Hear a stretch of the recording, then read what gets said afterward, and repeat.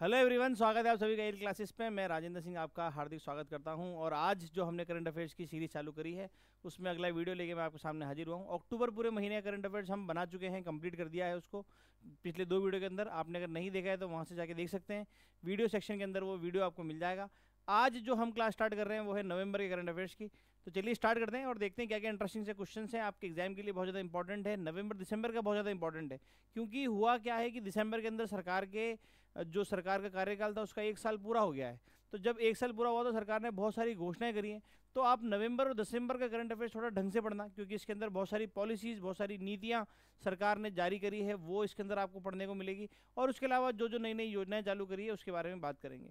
एक बार जब सारे करंट अफेयर्स हो जाएगा तो मैं आपको कंसाइज फॉर्मेट के अंदर इंपॉर्टेंट चीज़ें, सारी योजनाएं एक साथ लिखवा दूंगा, जो जो काम की जिसके नाम बदले हैं, कौन कौन सी योजनाएं चालू करी है, कौन कौन सी नीतियाँ लागू करी है और क्या क्या उसके पॉइंट्स हैं।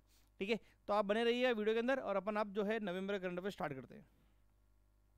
देखिए, पहला क्वेश्चन है कि डॉक्टर शंकर शर्मा हमारे जयपुर के हैं और इनको अभी रिसेंट के अंदर राष्ट्रीय कालिदास अकादमी पुरस्कार जो है वो मिला है। और इनकी किस कृति के लिए इनको ये अवार्ड दिया गया है? तो जो डॉक्टर शंकर शर्मा है, इनकी जो कृति है उसका नाम है देवी नंदिनी। तो देवी नंदिनी के लिए इनको राष्ट्रीय कालिदास पुरस्कार मिला है।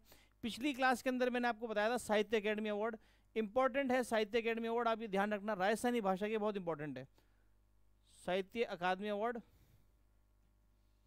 ये मैंने आपको अपन बात कर चुके हैं इसके बारे में, और मैंने आपको बताया था राजस्थानी भाषा वाला। राजस्थानी भाषा का बिल्कुल आप ध्यान रखें। जो राजस्थानी भाषा के लिए मिला है वो मिला है किसको? मुकुट मणिराज को।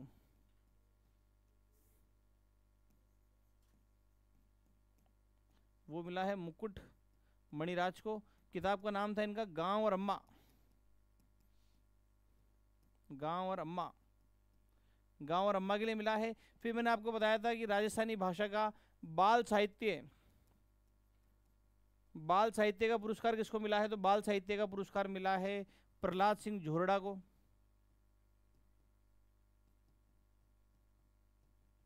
प्रहलाद सिंह झोरड़ा को मिला है। और फिर हमने बात करी थी कि युवा साहित्य किसको मिला है? तो युवा साहित्य मिला है सोनाली सुतार को। तो ये थोड़े इंपॉर्टेंट से अवार्ड है, ये आप बिल्कुल ध्यान रखना। सोनाली सुतार को मिला है, ये पेपर में बन सकते हैं राजस्थानी के। आपसे पूछ लिया जाए पिछले साल वाला भी पूछ सकते हैं, तो ध्यान रखना। 2024 का भी पूछ सकते हैं कि 2024 का किसको मिला था? तो ध्यान रखना 2024 का मिला था गजय सिंह राजपुरोहित को। किसको मिला था? गजय सिंह राजपुरोहित को मिला था। और इनकी कृति का नाम क्या है? तो इनकी कृति का नाम था पलकती प्रीत। इनकी जो कृति है जिसके लिए इनको मिला था तो वो है पलकती प्रीत, इसके लिए मिला था, है ना। तो ये सारे अवार्ड जो है वो इंपॉर्टेंट है जो मैंने आपको बताया। ये थोड़ा सा आप इसके बारे में ध्यान रखना। आपसे बोला जाए कि साहित्य क्षेत्र का सबसे सर्वोच्च सम्मान कौन सा है? तो वो ज्ञानपीठ है। ठीक है, और ज्ञानपीठ जो है वो इस बार 2 जनों को मिला है। एक तो है गुलजार और एक है रामभद्राचार्य।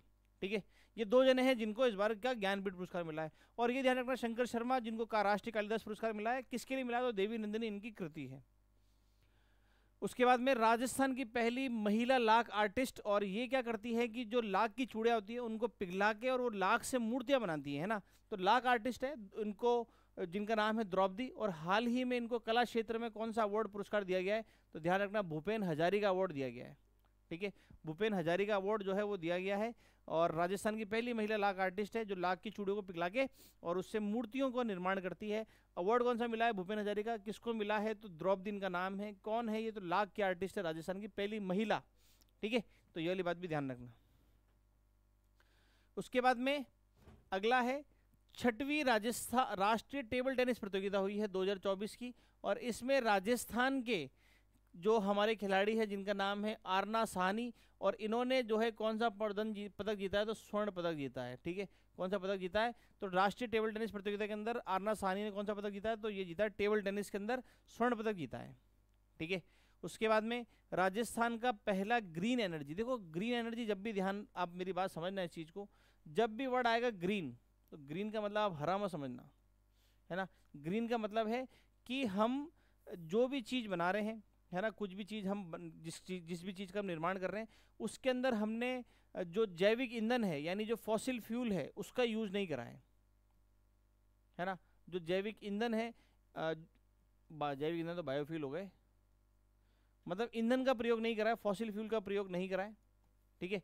तो ये वाली बात ध्यान रखना। जैसे कुल मिला के अगर मैं आपको बताऊं कि जैसे हम बिजली का निर्माण करते हैं, तो बिजली का निर्माण करते हैं तो हम आग जलाते हैं, है ना, तो हम कोयला जलाते हैं, ये फॉसिल फ्यूल के अंदर आ गया। हमने पेट्रोल क्रूड ऑयल यूज़ करा तो फॉसिल फ्यूल के अंदर आ गया। अगर वही मैं बिजली सोलर एनर्जी से बनाऊंगा, ये सौर ऊर्जा से बनाऊंगा या पवन ऊर्जा से बनाऊंगा, तो मैं उसको बोलूंगा ग्रीन एनर्जी, ठीक है। ये वाली बात ध्यान रखना।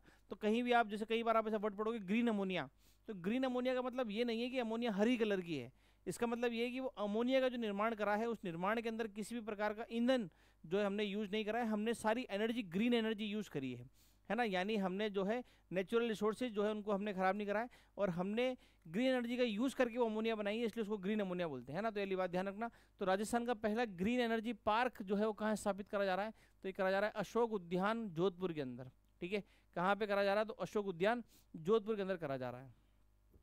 उसके बाद में देखो पिछली क्लास जो हमने अक्टूबर की ली थी, उसमें मैंने आपको बताया था 15 नवंबर, 15 नवंबर के बारे में बात ध्यान रखना, ये जनजातीय दिवस है। ये 15 नवंबर को जनजातीय दिवस बनाया जाता है, जनजातीय दिवस। और किसकी बर्थ एनिवर्सरी, तो बिरसा मुंडा,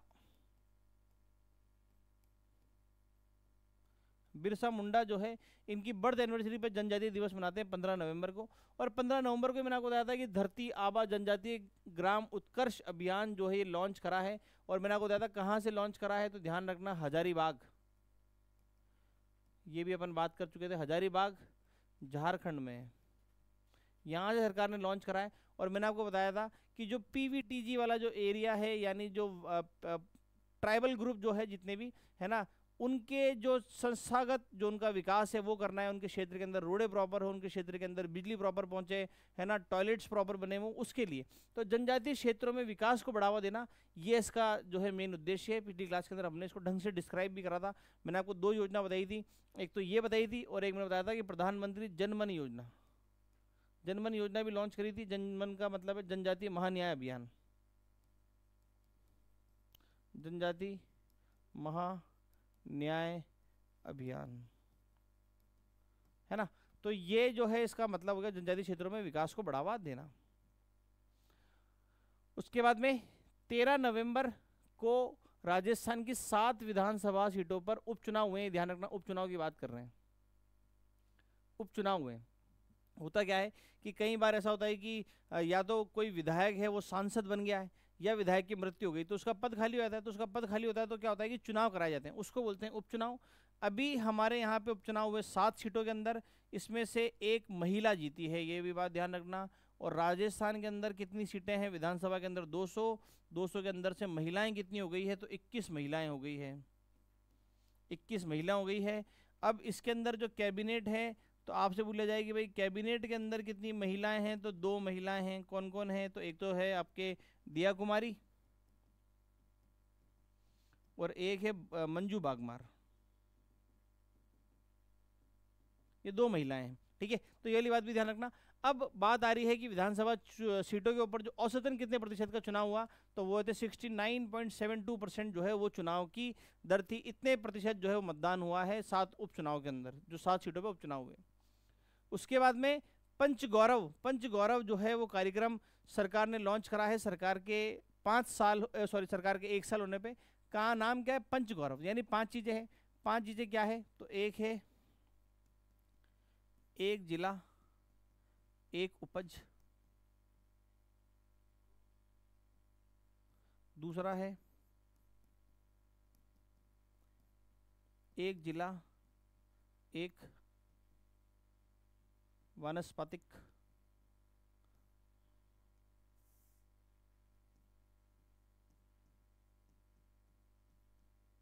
प्रजाति, तीसरा है एक जिला एक खेल, चौथा है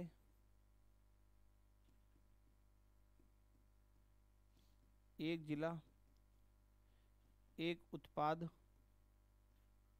और पांचवा है एक जिला एक पर्यटन, ठीक है। तो ये 5 कार्यक्रम है जो सरकार ने लॉन्च करे हैं, जिसको हम बोलते हैं पंचगौरव। ये यही पंचगौरव है ना, ये वाली बात ध्यान रखना। यानी सरकार क्या कर रही है, राजस्थान सरकार हर जिले में से हर एक एक चीज को, यानी हर जिले की एक उपज, एक वनस्पतिक प्रजाति, जो पेड़ पौधों की जो भी किस्म है वो, एक हर जिले का एक खेल, हर जिले का एक उत्पाद और हर जिले का एक पर्यटन क्षेत्र, इन पांचों को जो है सरकार के द्वारा बढ़ावा दिया जाएगा। इस योजना का नाम है पंचगौरव योजना। अब ये किस उद्देश्य से शुरू करी गई है, तो ये 5 मैंने आपके सामने लिख दिए। अब देखो क्या है, रोजगार सृजन के लिए, शिक्षा सुधार के लिए, स्वास्थ्य सेवाओं के लिए और यह जिलों में आर्थिक व सामाजिक विकास के लिए। तो बिल्कुल जिलों का आर्थिक और सामाजिक विकास करने के लिए जो है हमने ये पंच गौरव कार्यक्रम जो है वो चालू करा है। पांचों के नाम भी ध्यान रखना, क्या पता आपसे कोई इनमें से देके पूछ ले कि भाई कौन सा जो है वो पंच गौरव का हिस्सा नहीं है ना, तो ये वाली बात भी ध्यान रखना आप, है ना, पंच गौरव के बारे में। ठीक है, चलिए अगले क्वेश्चन पे चलते हैं।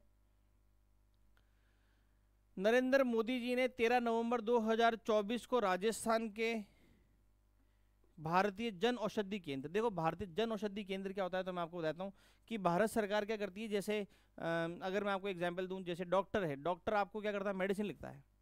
अब डॉक्टर आपको प्रिस्क्रिप्शन के अंदर मेडिसिन लिख देगा, वो मेडिसिन उसके पास वाले क्लिनिक पे ही मिलेगी, है ना, तो वो महंगी मिलती है। अब आप जो ठीक हो रहे हो, तो आप किसी भी दवाई की कंपनी से ठीक नहीं हो रहे, आप ठीक होते हो उसके सॉल्ट से। अगर उसी सॉल्ट की बनाई हुई अगर आप जेनरिक मेडिसिन लोगे तो वो आपको बहुत सस्ती मिलेगी, है ना। कहीं कहीं 100 गुना अंतर है कि 10-10 रुपए की दवाई जो है पैसों के अंदर आ रही है, कहीं कहीं 100 रुपए की दवाई जो है 10-10 रुपए की आ रही है, इतना बड़ा बड़ा अंतर चलता है इन रेटों के अंदर। तो सरकार ने ये चाहा कि हर इंसान को कम से कम जो दवाइयां हैं वो किफ़ायती दरों में मिले, उसके लिए सरकार ने चालू करा है जन औषधि केंद्र। ठीक है, अब भारतीय जन औषधि केंद्र अभी राजस्थान में कहाँ शुरू करा गया है, तो ध्यान रखना जयपुर, बाड़मेर और फालना के अंदर। दूसरी काम की बात, भारतीय जन औषधि केंद्र ध्यान रखना भारत के बाहर पहला कहाँ खुला है। वैसे तो चांसेस कम है ये पूछने के, क्योंकि आपके इसमें राजस्थान का करंट ज्यादा है, पर भारत के बाहर आपसे पूछ ले तो मॉरिशस वो जगह है जहां पे भारत के बाहर पहला जो है जनऔषधि केंद्र खोला गया है। ठीक है, तो ये वाली बात भी आप ध्यान रखना। अगला है, राजस्थान के किस विश्वविद्यालय में भारतीय ज्ञान परंपरा शोध केंद्र, यानी भारत का जितना भी पुराना साहित्य है उन सब के ऊपर शोध करने के लिए जो है उनका भारत का जो ज्ञान है, जितने भी वेद हैं उन सबको डिजिटलाइज करके और लोग बाग ताकि उस पर रिसर्च कर सके, उसके लिए शोध केंद्र जो है वो स्थापना करी जा रही है राजस्थान के अंदर। कहाँ पे, तो राजस्थान विश्वविद्यालय के अंदर इसकी स्थापना करी जा रही है। ठीक है, अगला देखते हैं, राजस्थान में राज्यसभा सांसद, पहली बात तो ध्यान रखना राजस्थान में राज्यसभा सांसद कितने हैं, 10, और लोकसभा कितने होते हैं, तो लोकसभा के सांसद होते हैं 25, विधानसभा के कितने होते हैं, तो विधानसभा के होते हैं हमारे यहाँ पे 200, ये सीट है ना, ध्यान रखना। अब क्या आज की कंडीशन है, तो राजस्थान में भाजपा के 5 राज्यसभा सांसद है, बिल्कुल है, और इससे पहले कांग्रेस चल रही थी तो 5 कांग्रेस के भी चल रहे हैं, तो बिल्कुल दोनों कथन सत्य, कथन 1 और कथन 2 दोनों सत्य हैं। ठीक है, तो ये वाली बात ध्यान रखना भाई। क्या राज्यसभा के सांसद जो है इनका कार्यकाल कितना होता है, तो ध्यान रखना 6 साल का कार्यकाल है ना, और हर 2 साल के अंदर 1/3 लोग बाग हटाए जाते हैं, है ना, मतलब इनका हर 2 साल के अंदर 1/3 लोगों का कार्यकाल खत्म हो जाता है। और कितना होता है, वैसे 6 साल का कार्यकाल होता है, ये वाली बात भी ध्यान रखना। उसके बाद में नाचना वन तहसील जैसलमेर की है, यहाँ पे बोडान ग्राम के अंदर किस प्रकार की सौर ऊर्जा जो है परियोजना स्थापित करी जा रही है, तो क्रिस्टलाइन टेक्नोलॉजी पर आधारित है जो स्थापित करी जा रही है जैसलमेर के नाचनावन तहसील के अंदर। उसके बाद में IIT जोधपुर, IIT जोधपुर के बारे में बहुत सारे सवाल आ गए हैं, ध्यान रखना। एक तो अपन ने जो अपन ने बात करी वो मैं आपको बताता हूँ। देखो, एक तो सेंटर ऑफ एक्सीलेंस खोला जा रहा है किसका, AI का, किसने मदद करी है, मेटा ने, है ना, यह वाली बात अपन ने करी। एक मैंने आपको बताया कि यहाँ पे हिंदी में पढ़ाई चालू हो गई है, ठीक है, हिंदी में पढ़ाई कराई जा रही है आपको इंजीनियरिंग की। तीसरी बात हमने कहा कि इन्होंने जो है एक ड्रोन बनाया है, वो ड्रोन हवा में भी उड़ सकता है और पानी में भी चल सकता है। ठीक है, तो ये तो हमारे हो गई काम की बातें जो IIT जोधपुर ने करी है। अभी इन्होंने जलवायु परिवर्तन और संसाधनीय पर सर्टिफिकेट प्रोग्राम लॉन्च करा है, तो ये उन लोगों के लिए करा है जो युवा कामकाजी हैं और वो रेगुलर कॉलेज नहीं जा सकते पर उनको रिसर्च करनी है, तो उनके लिए सर्टिफिकेट कार्यक्रम जो है वो लॉन्च करा है IIT जोधपुर ने। उसके बाद में 90वें राष्ट्रीय स्तरीय समर्पण समाज गौरव अवार्ड 2024 वरिष्ठ समाचार संपादक अरुण कुमार को किस पुरस्कार से सम्मानित करा गया है, तो उनको करा कुलदीप नैयर समर्पण समाज गौरव अवार्ड के नाम से करा गया है। अगला देखते हैं, छात्रों की सुरक्षा बढ़ाने के लिए किनकी छात्रों की सुरक्षा बढ़ाने के लिए KSOS एप्लीकेशन किस जिला पुलिस प्रशासन द्वारा लॉन्च करी गई है? मैं कह रहा हूँ आपको ये आंसर आता ही नहीं है। अब देखो तुक्के कैसे मारते हैं। छात्र आपको कहाँ देखने को मिलेंगे? करौली, कोटा, बीकानेर या जयपुर कमिश्नरेट, कहाँ मिलेंगे? तो आपको लगता है कि छात्र जो है वो कोटा में ज़्यादा मिलेंगे, है ना, या चलो जयपुर में ही मिलेंगे। दोनों अपन लेके चलते हैं कि भाई जयपुर में भोजन तैयारी करते हैं, कोटा में भोजन तैयारी कर रहे हैं, है ना। इनकी सुरक्षा बढ़ानी है। अब KOS AOS है तो इसका मतलब किसी ना किसी जिले का फुल फॉर्म हो गई होगा। तो के से जयपुर बन रहा है, कोटा बन रहा है, तो देखो के से बन रहा है कोटा, कैसे क्या बन रहा है? कोटा। इसका आंसर भी क्या है? कोटा ही है। और दूसरी काम की बात, सॉस आपने देखा ना, SOS मतलब इमरजेंसी के लिए होता है ना, पर इसका फुल फॉर्म है Kota safety of student. Full form जो है वो रखा है कि कोटा सेफ्टी ऑफ स्टूडेंट, यानी किसी भी स्टूडेंट को लगता है कि उसको खतरा है तो ये मोबाइल एप्लीकेशन डाउनलोड कर सकता है।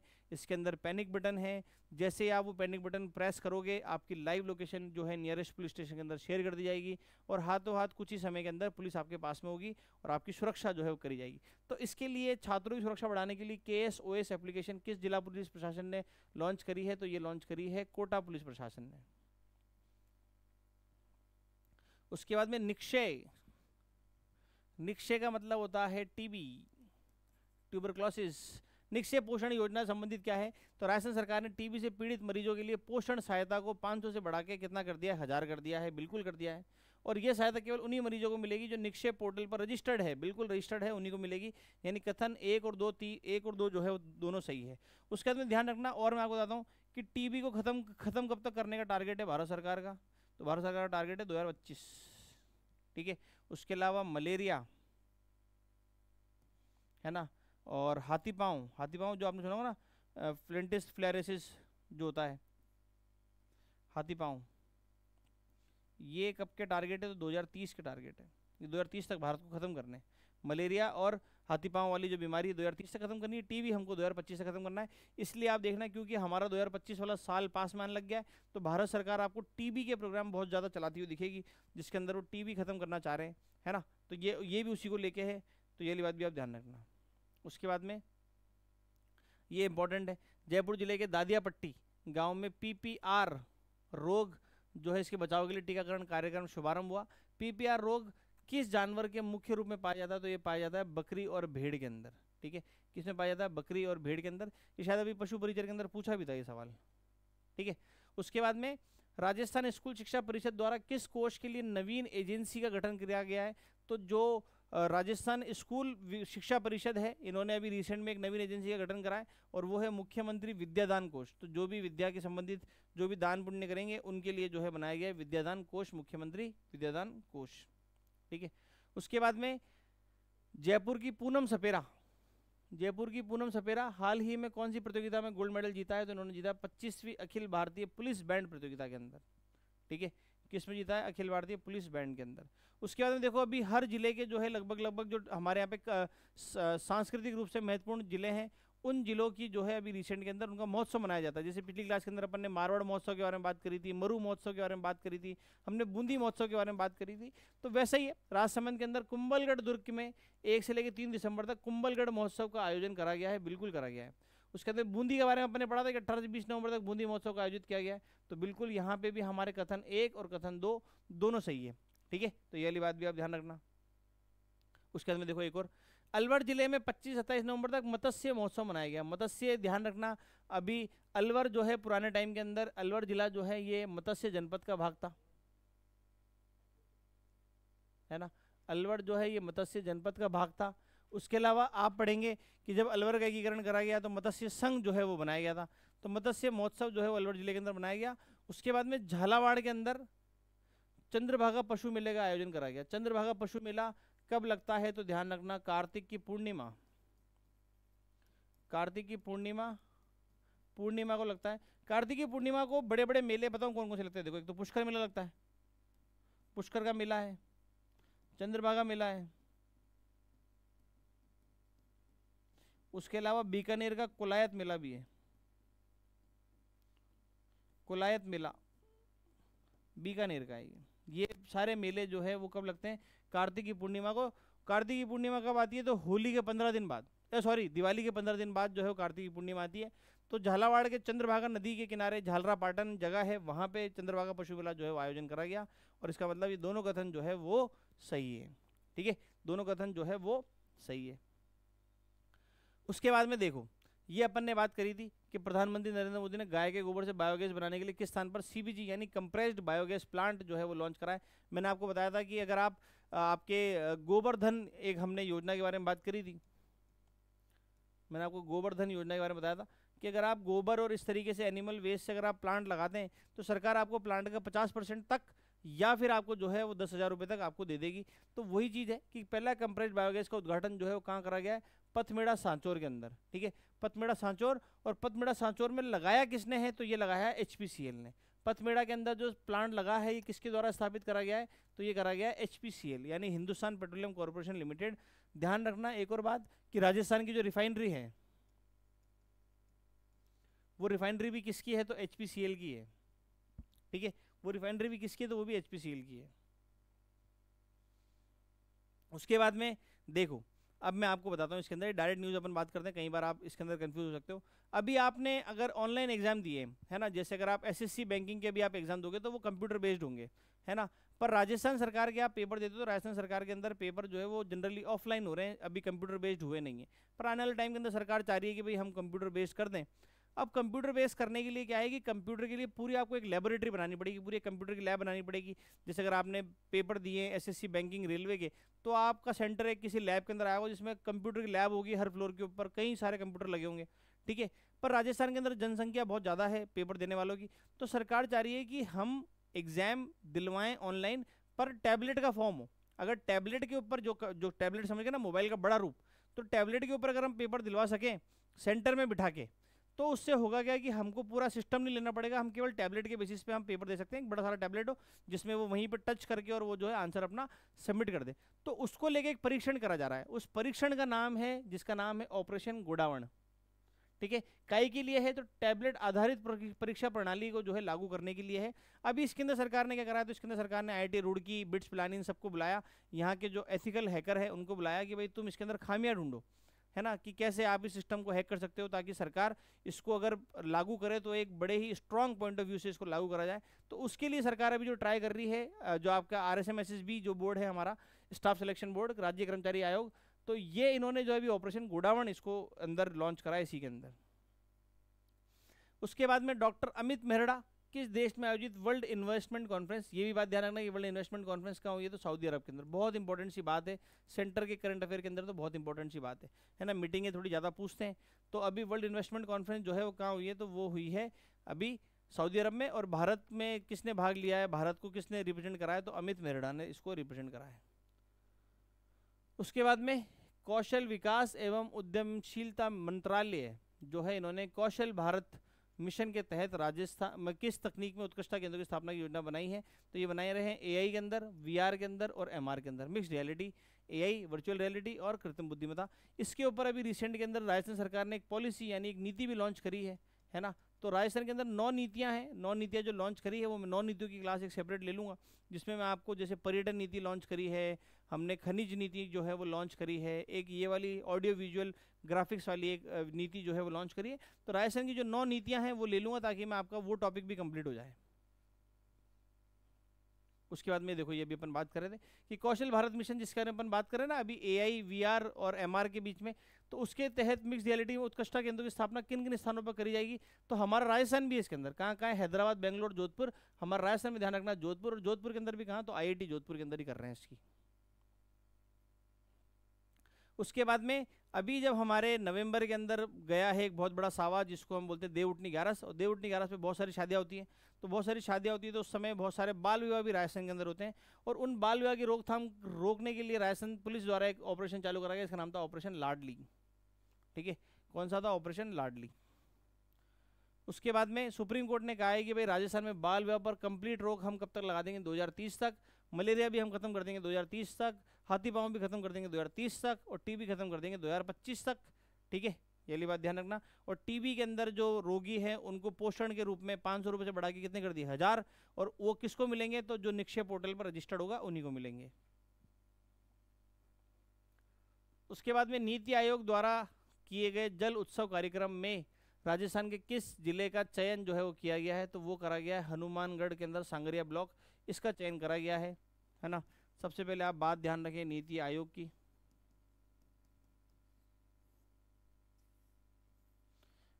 बना कब? तो 1 जनवरी 2015। अध्यक्ष कौन होते हैं? तो अध्यक्ष होते हैं प्रधानमंत्री।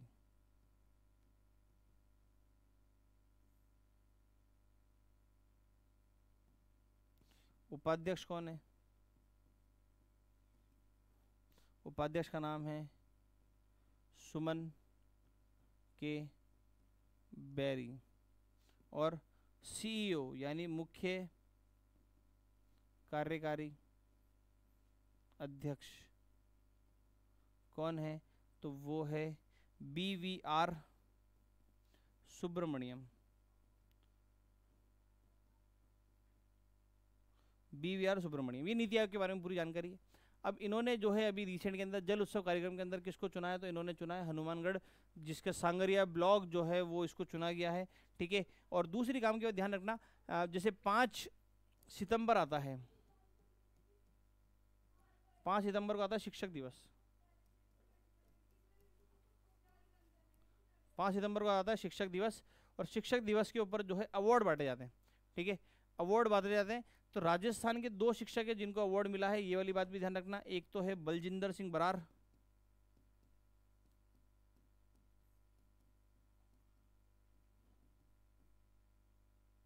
है ना। अब ये बलजिंदर सिंह बराड़ जो है ना, ये हमारे जो है गंगानगर के हैं, ठीक है, ये गंगानगर के हैं, तो इसलिए ध्यान रखना। गंगानगर आया था, हनुमानगढ़ गंगानगर वाला रीजन है, तो इसलिए मेरे को लगा आपको बता दिया जाए, तो ये वाली बात भी ध्यान रखना, गंगानगर, है ना। तो इनका नाम ध्यान रखना, क्या नाम है? बलजिंदर सिंह बरार, ठीक है। और एक और 2 जने थे, एक हुकुमचंद चौधरी भी हैं बीकानेर के, उनका भी नाम ध्यान रख लेना भाई। वैसे तो अब चांसेस कम है, पर ध्यान रख लेना, कभी कोई पूछ ले पेपर के अंदर। हुकुमचंद चौधरी ये कहाँ के? बीकानेर के, ठीक है। तो हनुमानगढ़ ब्लॉक, सांगरिया ब्लॉक जो है वो इसके अंदर उत्सव कार्यक्रम के अंदर लिया गया है। उसके बाद में मानसिक स्वास्थ्य और पोषण में सुधार के लिए किन संस्थाओं के बीच में समझौता हुआ है? तो जयपुर RUHS और हैप्पीनेस फाउंडेशन जो है इनके बीच में समझौता हुआ है। उसके बाद में वन खेलकूद, फॉरेस्ट डिपार्टमेंट वाले करवाते हैं भारतीय वन खेलकूद फॉरेस्ट। जैसे आप देखना पुलिस वालों के खेल अलग होते हैं, है ना, डिफेंस वालों के खेल अलग होते हैं, इसी तरीके से जो वन विभाग है, वन विभाग भी अपने यहाँ पे खेलकूद टूर्नामेंट कराता है। और राजस्थान की टीम ने इस क्रिकेट की स्पर्धा के अंदर कांस्य पदक जीता है। और कांस्य पदक जीता है तो किसको हराया? तो इन्होंने हराया कर्नाटक को, ठीक है। किसको हराया? कर्नाटक को, 8 विकेट से हराया था कर्नाटक को, ठीक है। उसके बाद में सुचित्रा हाड़ा राजस्थान के कोटा से संबंधित है, और गोवा में आयोजित स्वर्ण पदक जीता है इन्होंने, किसमें? तो 10 metre air rifle HS1 category के अंदर। अब यहाँ से आपको समझने में मालूम पड़ जाएगा, देखो जो ऐसी कैटेगरी लिखी होती है ना, इसका मतलब ये पैरा एथलीट है ना, दिव्यांग होते हैं जो उनके अंदर जो होते हैं वो होती है एसएच, मतलब सिंगल हैंड। 8 नवंबर से 5 नवंबर से 8 नवंबर ऑस्ट्रेलिया में भी कहाँ पे? सिडनी के अंदर जो है विधानसभा के अध्यक्ष वासुदेव देवनानी ने किस सम्मेलन में भाग लिया? तो राष्ट्रमंडल का जो संसदीय हुआ था, CPA, जिसको अपन बोलते हैं कॉमनवेल्थ। देखो मैं आपको 1-2 बात बताता हूँ अच्छी सी। पार्लियामेंट्री एसोसिएशन, ठीक है। देखो है क्या, तो हमारे यहाँ पे जब भारत के ऊपर ब्रिटेन राज कर रहा था, तो ऐसे ब्रिटेन का बहुत सारे देशों के ऊपर राज था। ब्रिटेन का जब बहुत सारे देशों के ऊपर राज था, तो सारे देशों ने मिलकर कहा कि यार क्योंकि अब हमारे ऊपर ब्रिटेन राज कर रहा है, तो कहीं ना कहीं हमने बहुत सारी चीज़ें ऐसी है जो ब्रिटेन से अडॉप्ट कर ली है, हमने ब्रिटेन से जो है वो सीख लिया। अब तो वो चीज़ें हम, जैसे मैं आपको बताऊँ, जैसे क्रिकेट है, ब्रिटेन के लोग बाग क्रिकेट खेलते थे, इंग्लैंड के लोग बाग क्रिकेट खेलते थे, तो हम क्रिकेट खेलते हैं। पाकिस्तान क्रिकेट खेलता है, श्रीलंका क्रिकेट खेलता है, बांग्लादेश क्रिकेट खेलता है, न्यूजीलैंड क्रिकेट खेलता है, ऑस्ट्रेलिया क्रिकेट खेलता है, तो ये सारे देश है ना, तो हमने क्रिकेट अडॉप्ट कर लिया। अब जैसे पुर्तगाल है, पुर्तगाल की बहुत बड़ी कॉलोनी थी ब्राज़ील, तो पुर्तगाली फुटबॉल खेलते हैं, तो ब्राज़ील भी फुटबॉल खेलते हैं। पुर्तगाली भारत में रहे गोवा के अंदर, तो गोवा के लोग बाग भी फुटबॉल खेलते हैं। तो कहीं ना कहीं हम चीज़ें अडॉप्ट करना स्टार्ट करते हैं। तो जब हम एक साथ, ऐसे बहुत सारे देश थे जिन्होंने, जो कहीं ना कहीं उस समय ब्रिटिश के अंडर रहे, तो उन सब ने मिलकर ग्रुप बनाया था, इसका नाम था कॉमनवेल्थ, है ना, राष्ट्रमंडल। काम की बात। दूसरी बात ध्यान रखना कि अब सारे मेंबर वो नहीं है, अब ऐसे बहुत सारे देश हैं जिनके ऊपर ब्रिटेन का कब्जा नहीं रहा, पर वो भी कॉमनवेल्थ के मेंबर है, पर जो उसका उद्देश्य था वो यही था। और मैं आपको बताऊं, कॉमनवेल्थ ग्रुप के अंदर 15 देश ऐसे हैं जिनको हम बोलते हैं कॉमनवेल्थ रियलम, जिनको हम बोलते हैं कॉमनवेल्थ रियलम। ये 15 देश आज भी अपना अध्यक्ष, राष्ट्र अध्यक्ष, आज भी अपना जो राष्ट्र अध्यक्ष है वो ब्रिटेन के राजा रानी को मानता है। वो आज भी ब्रिटेन जो है, ब्रिटेन का राजा या रानी उसी को मानता है। ऐसे 15 देश हैं ऐसे जिनको हम बोलते हैं कॉमनवेल्थ रियलम। मैं आपको बड़े बड़े नाम अगर मैं आपको बताऊं तो इसके अंदर एक बहुत बड़ा नाम है ऑस्ट्रेलिया, इसके अंदर एक बहुत बड़ा नाम है न्यूजीलैंड, इसके अंदर एक बहुत बड़ा नाम है कनाडा।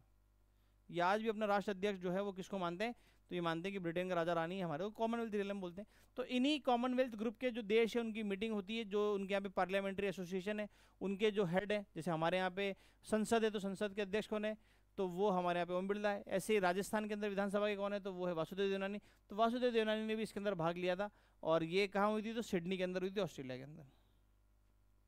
उसके बाद में 7वां राजा रवि वर्मा, इनका नाम था रवि वर्मा, पर त्रावणकोर के राजा ने इनको राजा की उपाधि दी। ये बहुत बड़े फेमस पेंटर थे राजा रवि वर्मा। और आपने जो भी भगवान की मूर्ति पेंटिंग जो भी आपने देखी है कि भाई शिव जी ब्लू कलर के हैं, वो ऐसे बैठे हुए हैं, या आपने देखा हो सरस्वती माता को कि भाई उनके हाथ में से वीणा है ना, सौम्य रूप है, तो हर भगवान की पहली फोटो राजा रवि वर्मा ने ही बनाई थी। ये बहुत बड़े फेमस पेंटर है ना। और इनको अभी इनके सम्मान इनको सम्मान करने के लिए चित्रकार का जो प्रदान किया जाता है राजा रवि वर्मा सम्मान, तो 7वां भी किसको दिया है, तो जयप्रकाश लाखीवाल जो है, लखीवाल, इनको दिया है ये वाला, ठीक है। उसके बाद में south Asia clean energy forum की जो है बैठक कहाँ हुई है, तो ये हुई है जयपुर राजस्थान के अंदर, है ना। बहुत बड़ी मीटिंग थी साउथ एशिया की। उसके बाद में चीन में आयोजित ड्रैगन बोट जो वो ऐसी नाव होती ना, ऐसी वाली नाव होती है जो आपने बोट रेस के अंदर देखी होगी, ड्रैगन बोट, है ना। ड्रैगन बोट वर्ल्ड कप में भारत का प्रतिनिधित्व करते हुए तनिष्क पटवा ने कौन सा पदक जीता इसके अंदर, तो कांस्य पदक जो है वो जीता है इन्होंने, तनिष्क पटवा ने। इसके बाद में लोक अदालत, है ना, लोक अदालत लगाई जाती है। लोक अदालत में केस निपटाने में राजस्थान दूसरे नंबर पर आ गया है। कितने केस निपटा दिए लोक अदालत में, तो 2.10 करोड़। पहले नंबर पे कौन है, तो पहले नंबर पे यूपी है ना। पहले नंबर पे कौन है, तो पहले नंबर पे यूपी है। रैंक, केस के नंबर में ध्यान रखना, इसमें रैंक ध्यान रख लेना कि रैंक क्या है। पूछेगा सवाल तो रैंक का पूछ सकता है कि लोक अदालत के द्वारा केस निपटाने में राजस्थान कौन से नंबर पे, तो दूसरा। वो आपसे ये नहीं पूछेगा कि 2.10 करोड़ केस निपटाए, कितने निपटाए, पर ये रैंक ध्यान रख लेना ना। उसमें राजस्थान में कुल कितने मेजर ब्लॉक्स की नीलामी करी है, तो ये करी है 2686 की। और राजस्थान जो है देश में प्रथम स्थान पे आ गया है नीलामी, ब्लॉक नीलामी के अंदर राजस्थान जो है वो देश में प्रथम हो गया है इतने मेजर मिनरल ब्लॉक्स की नीलामी के मामले में, ठीक है। दूसरी काम की बात अगर मैं आपको बताऊं कि राजस्थान जो है, राजस्थान के अंदर कितने मिनरल्स जो है वो निकलते हैं, तो हमारे यहाँ पे टोटल 81 मिनरल्स हैं, 81 प्रकार के खनिज है, 81 प्रकार के खनिज है मौजूद यहाँ पे राजस्थान में, जिसमें से हम निकालते कितने हैं, तो 57, है ना। 57 जो है इनका दोहन किया जाता है, यानी इनको जो है निकाला जाता है। उसमें भी अगर मैं आपको बताऊं कि ऐसे जो केवल राजस्थान में निकलते हैं वो है सीसा जैसी वॉल, उसका नाम है सीसा जैसी वॉल। देखो सीसा तो सीसा हो ही गया, जिसको इंग्लिश में बोलते हैं लेड। जे से हो गया आपका जिंक, जे से हो गया जिंक, जिसको अपन बोलते हैं जस्ता, जिंक। सी से हो गया सेलेनाइट,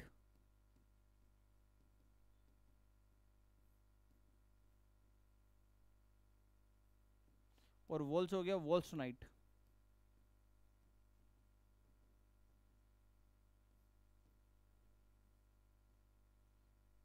वॉल्सनाइट।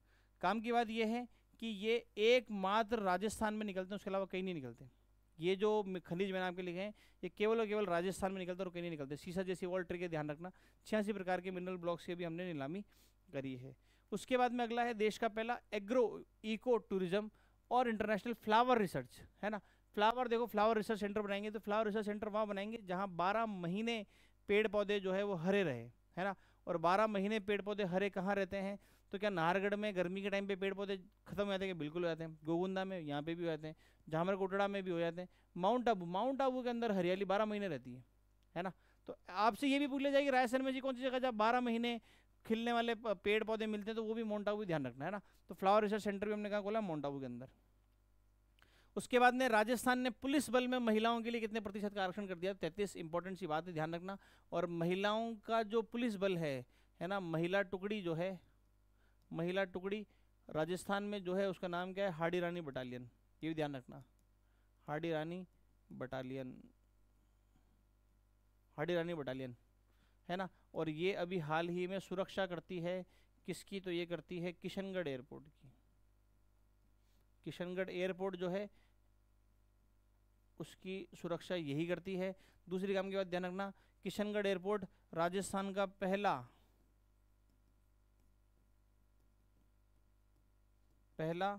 फ्लाइंग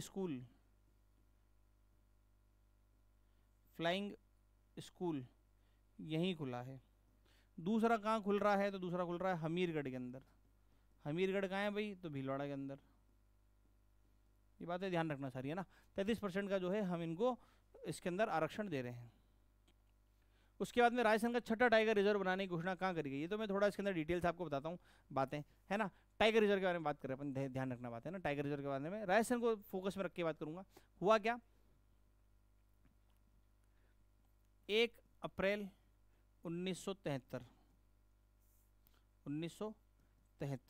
1 अप्रैल 1973 को लॉन्च करा गया एक टारगेट जिसका नाम था प्रोजेक्ट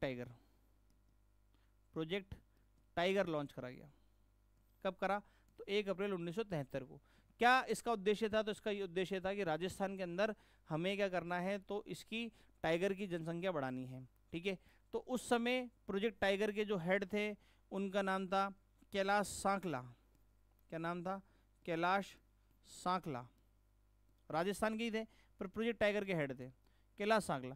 तो कैलाश सांकला को हम बोलते हैं tiger man of Rajasthan, tiger man of India, tiger man of India बोलते हैं। और उस समय हमारे रणथंभौर के जो हेड थे उनका नाम था, है ना, कैलाश सांकला होगा टाइगर मैन ऑफ इंडिया। और रणथंभौर के जो हेड थे उनका नाम था फतेह सिंह राठौड़।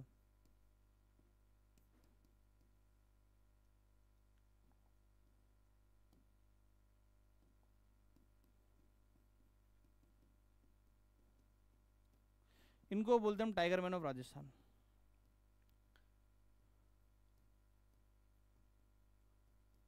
ठीक है। टाइगर की जनसंख्या बढ़ाई, टाइगर की जनसंख्या बढ़ानी थी, इसके लिए हमने टाइगर रिजर्व खोले। सबसे पहला खोला हमने रणथंभौर, दूसरा फिर हमने खोला सरिस्का, तीसरा फिर हमने खोला मुकुंदरा, चौथा फिर हमने खोला रामगढ़ विषधारी,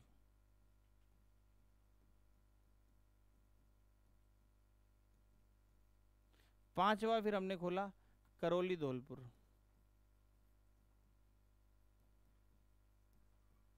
ध्यान रखना करौली धौलपुर भारत का 54वां है, ठीक है। और अभी हम रिसेंट में छठा खोल रहे हैं और वो है हमारा कुंभलगढ़, है ना। ब्यावर, पाली, ये सारे जिले लेके, राजसमंद के जिले लेके, और हम 6 टाइगर रिजर्व हमारा यहाँ पे हो जाएगा छठा, और वो हो जाएगा कुंभलगढ़। रणथंभौर आपको पता हो कहाँ है, तो ये सवाई माधोपुर के अंदर। सरिस्का कहाँ है? अलवर। मुकुंदरा कहाँ है? कोटा। रामगढ़ विषधारी कहाँ है? बूंदी। करौली धौलपुर का? करौली धौलपुर के अंदर, है ना। तो ये वाली बातें ध्यान रखना भाई, ये पेपर में आपके जो है कोई पूछ सकता है, तो ये वाली बातें भी ध्यान रखना, ठीक है।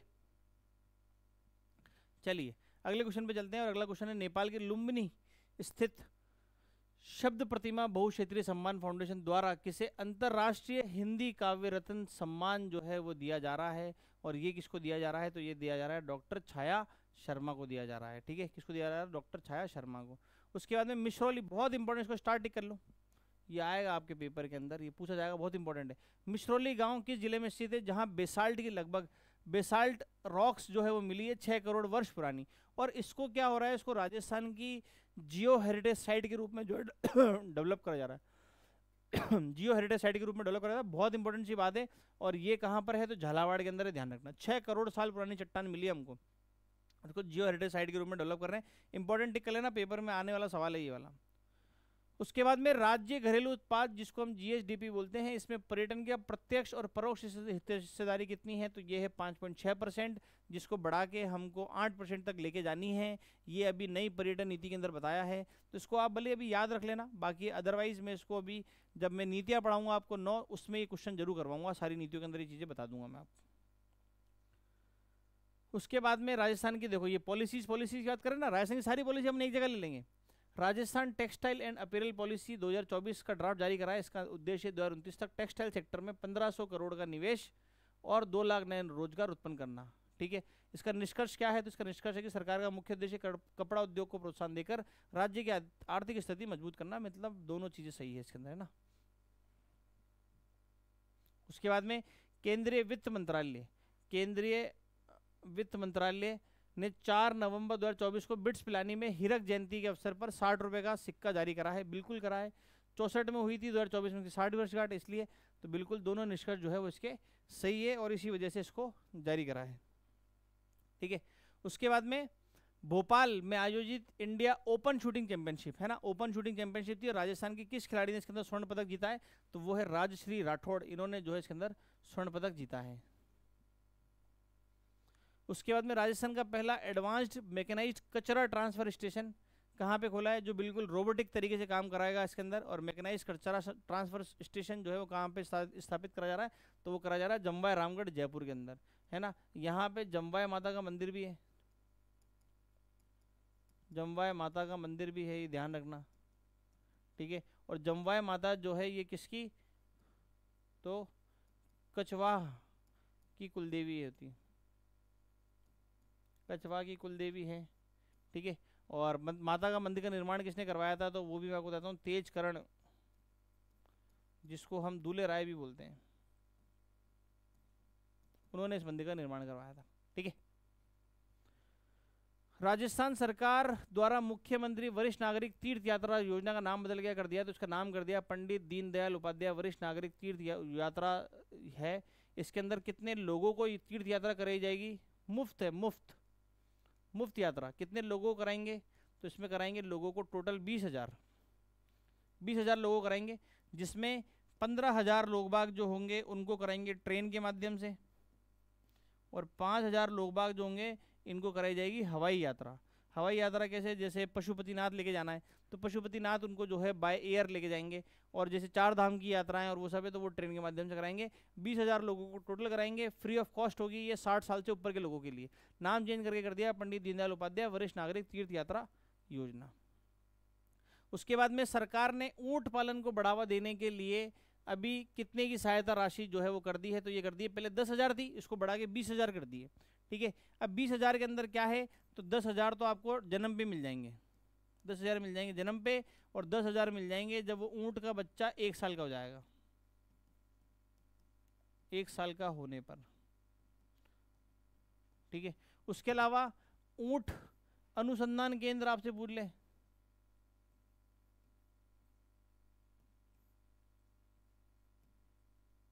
तो वो कहाँ है, तो वो है जोहड़बीड़,